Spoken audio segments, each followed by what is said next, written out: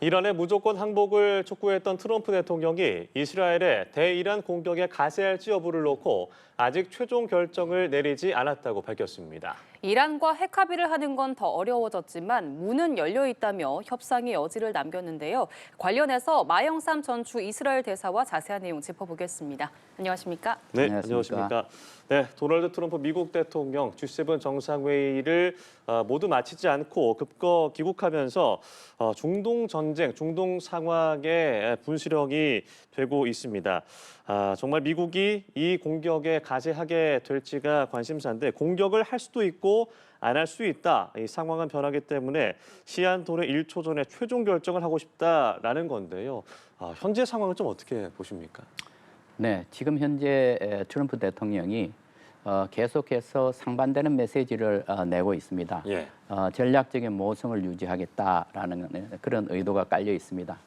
그런데 거기에 최대한 압박을 통해서 미국이 설정한 목표를 달성하는 그것을 이제 추구를 또 하고 있습니다. 네. 그래서 지금 현재 이 상황은 상당히 예측하기가 어렵습니다. 왜냐하면은 트럼프 대통령의 경우에는 그러한 말을 자기 자신의 약속을 번복한 사례가 꽤 많이 있습니다. 예.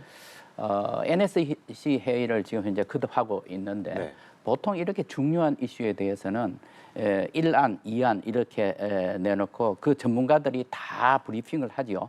장점과 단점에 대해서. 그리고 마지막 결정은 보통 보면은 이런 거는 최고 지도자한테 맡기는 수가 많습니다. 그러니까 지금 트럼프 대통령으로서도 마지막 결정을 하지를 못하고 추가되는 정보 이런 걸 수집을 하면서 판단을 하기 때문에 트럼프 대통령도 엄청난 지금 고민 상태에 있다고 보겠습니다. 예. 미국이 이란을 직접 공격하는 시나리오를 놓고 이라크 전쟁 개입 후폭풍을 떠올리면서 신중해야 한다는 미국 내 여론도 나오고 있는데 이런 미국 내 정치 상황도 좀 트럼프 대통령의 이런 전략적 모호성에 영향을 줬다고 볼 수 있을까요? 네, 저는 그렇다고 생각을 합니다. 2003년 말씀을 하셨는데 그때 미국이 이라크를 치고 사담 후세인 정권을 제거를 하고 그 이후에 일어나는 여러 가지 이 상황이 미국의 외교 안보 정책에 크게 손상되는 결과를 가지고 왔습니다. 네. 그때 이제 강경파들의 그 얘기를 많이 들었고 정책을 수립했었습니다. 네. 따라서 지금 현재 그 영향을 미치고 있는 것이 사실입니다. 뿐만 아니라 미국의 국내 정치 이것도 상황이 녹록지가 않습니다. 지금 이민자 추방 문제가 있죠. 전국적으로 지금 퍼지고 있는 반 트럼프 운동, 그리고 이제 경제 문제, 관세 협상 문제 이런 것이 다 지금 겹쳐갖고 있기 때문에 트럼프로서도 아주 과격한 정책을 막바로 그렇게 결정하기가 어렵지 않는 상황입니다. 네. 일단 뭐 트럼프 대통령이 이란을 상대로 압박을 하는 것으로 보여지고 다만 협상의 여지는 남아있다라고 했기 때문에 트럼프가 원하는 협상의 정도가 무엇인지 또 그 정도에 따라서 이란이 얼마나 받아들일 수 있는지도 궁금한데요. 어떻게 생각하십니까? 네, 트럼프 대통령은 계속해서 하는 얘기가 무조건 항복이다. 그 무조건 네. 항복의 조건이 두 가지입니다. 첫 번째는 이란은 결코 핵무기를 가질 수 없다. 두 번째는 그것을 위해서 이란 내에서 우라늄 농축은 안 된다는 겁니다. 예. 여기에 대해서 이란 측에서는 저농도의 우라늄 농축은 주권국의 권리다라고 하면서 이걸 포기하지 않겠다고 합니다. 네. 그런데 양쪽에 지금 현재 주장하는 바가 다 일리가 있습니다. 그런데 지금 상황은 현실적인 상황은 이란한테 계속 불리하게 지금 가고 있는 것입니다. 따라서 이 트럼프 대통령이 아주 강력하게 지금 현재 정책을 이제 얘기를 하고 있죠. 그런데 합리적인 이제 판단을 해본다면 지금 네. 트럼프 대통령이기 때문에 그 밑에 이제 보좌진들도 많이 있으니까요. 만약의 경우 전쟁을 하지 않고 즉 미국이 이 공격에 가담하지 않고 미국이 설정한 목표를 다 달성할 수 있다면은 그 길이 트럼프 대통령한테 또 미국한테 훨씬 더 유리할 겁니다. 그렇게 본다면은 이란 측으로서도 이 문제에 있어서 자기들의 선택지가 계속 좁아지고 있으니 이쯤 해서 어떻게 해서든지 협상에 임하는 것이 좋겠다라고 판단할 가능성이 매우 높고 그런 시그널이 지금 계속 들어오고 있다고 하는 겁니다. 네. 자, 그렇게 된다면은 어떤 결과의 협상이 나올 것이냐? 제가 보기에는 지금 이러한 측에서도 전 세계가 주시하는 가운데서 완전 항복을 하라고 하는 트럼프 대통령한테 무릎을 꿇을 것이냐 상당히 받아들이기가 어려울 것입니다. 그렇다면은 좀 더 합리적인 판단이라면은 이란 측의 체면을 그렇게 손상시키지 않으면서 출구 전략을 마련하는 것 이것이 제가 보기에는 지금 현재 미국 행정부 내에서 그 보좌관들이 만들어서 트럼프 대통령한테 제시해야 해야 되는 상황이 아닌가 이렇게 보고 있습니다. 그런데 이제 뭐 이스라엘이나 미국 입장에서는 지금 이 시점, 그러니까 어떻게 보면 이란의 핵 무기를 만드는 그런 방향이라던가 어떻게 보면 눈엣 가시였던 정권이기 때문에 확실하게 처단하고자 하는 생각도 있을 것 같은데 그 부분은 좀 어떻게 보세요? 그 문제는 미국의 입장과 이스라엘의 입장이 조금 다릅니다. 예. 그러니까 이스라엘의 입장이 훨씬 더 강경합니다. 아, 네타냐후 총리는 계속해서 하는 얘기가 뭐냐 하면은 절대로 핵무기를 가질 수 없고 없다. 예. 완전히 ISIS를 제거를 해야 된다. 그렇게 해서 지금 이제 계속해서 연속적으로 공격이 진행이 되고 있고 미국 측에서 공격에 가담하라고 이렇게 하고 있습니다. 또 한 가지 문제는 이 네타냐후 총리로서는 이 이란의 정권 교체 문제를 이제 공공연하게 얘기를 하고 있습니다. 이 문제는 그렇게 쉽지는 않습니다. 네. 왜냐하면은 이란 국민들의 지지가 없는 그 정권 교체, 그거는 굉장히 큰 반발을 불러일으킬 수 있습니다. 따라서 바로 이 부분에 있어서도 네타냐후 총리가 간파를 하고서 이란 국민들을 상대로 한 심리전을 이미 시작을 하고 있습니다. 예. 우리가 이렇게 공격하는 것은 이란 국민에 대한 공격이 아니라 이란의 독재 정부에 대한 공격이다. 이제 여러분들도 이러한 운동에 참여를 해야 되지 않느냐라는 그런 메시지를 보이고 있습니다. 아마 지금 현재 전쟁이 계속이 되면서 이란 국민들은 상당히 반 이스라엘 적대심을 가지고 있을 겁니다. 그러나 또 한편으로 생각해 볼 때 과연 이러한 결과를 가지고 그러니까 왜 그랬을까? 그리고 이스라엘의 공격에 대해서 이렇게 속수무책으로 당하는 책임은 누가 져야 되느냐 하는 문제에 대해서도 이란 국민들이 점차 심각하게 생각하는 그런 계기가 되지 않을까 생각합니다. 네. 그런데 앞서 이 하메네이 이란 최고 지도자는 이란 국민은 항복하지 않을 것이라면서 항선 의지를 다졌습니다. 그러면 이란이 항복하지 않는다면 앞으로 좀 내세울 수 있는 전략적 카드는 어떤 게 있는지 궁금한데요. 일각에서는 이란이 호르무즈 해협 봉쇄를 시도할 수 있다는 가능성도 제기가 되고 있거든요. 어떻게 보십니까? 이란의 선택의 폭이 매우 좁아졌습니다. 네. 이제 쓸 수 있는 카드가 거의 없습니다. 그래서 지금 호르무즈 해협 얘기가 나오고 있는데 저는 개인적으로 볼 때 호르무즈 해협 봉쇄를 위협한다. 네. 그러나 실제로 할 것이냐 그 가능성은 저는 크지 않다고 봅니다. 네. 왜냐하면은 이것은 세계 경제에 미치는 영향이 어마어마하게 큽니다. 그리고 지금 현재 그 호르무즈 해협을 통해서 나오는 석유 물량이 전 세계 물량의 약 25% 정도 됩니다. 네. 우리나라한테는 더 위험합니다. 예. 70%가 그쪽에서 나오니까요. 그렇게 되니까 그거와 관련되는 산유국들이 다 반대를 하고 있습니다. 그렇다면은 결국 만약에 봉쇄한다면은 이란이 국제적으로 굉장히 고립이 될 겁니다. 뿐만 아니라 이렇게 되면은 이란 석유에 대한 완전 제재가 들어가기 때문에 이란의 경제에도 또 심각한 타격을 줄 것입니다. 따라서 이것은 위협하는 효과는 있을지언정 실제로 시행되었다가는 이란한테 매우 큰 부담을 안기게 되는 이러한 상황이기 때문에 예. 제가 보기에는 가능성은 크지 않다고 봅니다.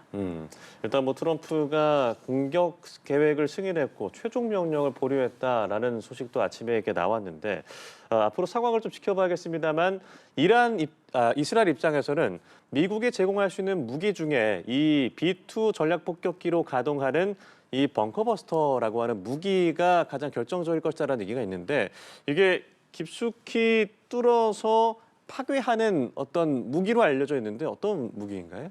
네, 그게 이제 GBU 라는 이제 무기인데 지금 현재 거론되고 있는 게 GBU-57입니다. 예. 이 시리즈로 이제 개발을 했는데 예. 그 57이라고 하는 것은 관통형 유도 이제 폭발물입니다. 보통 분의 폭탄이 떨어지면은 그 지상에서 폭발하지 않습니까? 네. 이거는 지상에서 도착하면은 그 다음부터 관통해서 들어가는데 어마어마한 폭발력도 가지고 있을 뿐만 아니라 무게도 엄청나면 13톤 정도가 되거든요. 근데 이게 들어가서 어느 정도까지 관통해 들어가느냐? 약 60m 정도 들어가서 폭발을 합니다. 예. 그런데 지금 포르도 이제 핵 시설 얘기하는 건데 거기에는 핵 시설이 실제로 지하 한 80m 정도에 설치되어 있다고 합니다. 예. 그러면은 한 개를 떨어뜨려도 그게 관통하기는 불가능한 겁니다. 그렇다면은 이 B2 스텔스 공격기죠. 이것을 두 번째 와서 또 공격을 하고 세 번째 공격을 하고 이래야 되는 상황입니다. 그러니까 정확히 첫 번째 맞췄던 장소에 정확히 들어가야 되는 것입니다. 그러니까 굉장히 어려운 그런 상황입니다. 그리고 B2 스텔스 폭격기는 미국만 보유하고 있습니다. 네. 그래서 이것을 미국이 지원한다고 하는 이 폭탄을 지원한다는 얘기는 미국이 직접 참전한다는 얘기입니다. 그러니까 미국이 참전하는 경우에는 또 여파가 훨씬 더 크죠. 그래서 마지막까지 트럼프도 고심을 하고 있는 것으로 보입니다. 네. 예. 그리고 이란의 수도 테헤란은 지금 계속되는 이스라엘의 공습에 피란 행렬도 이어지고 있습니다. 양측이 물러서지 않고 계속해서 맞서는 상황인데 그럼 지금 이 국면에서 이스라엘과 이란의 속내는 각각 뭐라고 볼 수 있을까요? 네. 지금 현재 이스라엘로서는 어떻게 해서든지 굉장히 오랫동안 이 작전을 준비해 왔습니다. 예. 왜냐하면은 이란의 그 핵무기 개발 이것은 역사가 지금 50년이 넘었습니다. 네. 그런데 이스라엘로서 판단하기는 이란은 반드시 핵무기를 보유하기 위해서 모든 노력을 기울이고 있고 어떤 난관도 헤쳐나가려고 할 것이다. 그래서 완전히 봉쇄하지 않으면 안 된다라고 지금 이렇게 보고 있는 겁니다. 그런데 이제 이란으로서도 또 자기들의 생존 문제 그리고 지역 내에서의 패권 문제 이런 것이 이제 다 겹쳐서 핵무기를 만들어야 되겠다라는 그런 이제 결정을 했었기 때문에 현재 네. 현 상황이 여태까지 이렇게까지 온 것입니다. 그런데 이제 이렇게 전쟁을 하다 보니까 양쪽 국민들의 이제 희생이 굉장히 커지고 있는 것이거든요. 그래서 이렇게 계속되는 이 상황이 앞으로 한 1, 2주간은 계속 될 것으로 그렇게 보입니다. 그렇다면 피해가 이제 더 커지죠. 그래서 네. 점차 이란 쪽으로서는 더 어려운 국면으로 몰려가고 있는 그런 상황입니다.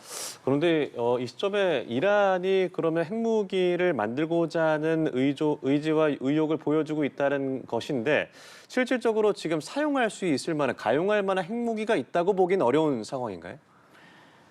지난달에서 IAEA에서 보고서가 나왔습니다. 네. 거기에 보면은 이란이 지금 현재 60% 농축 우라늄 408kg을 갖고 있다. 그것은 핵무기 한 9개 정도 만들 수 있는 분량입니다. 네.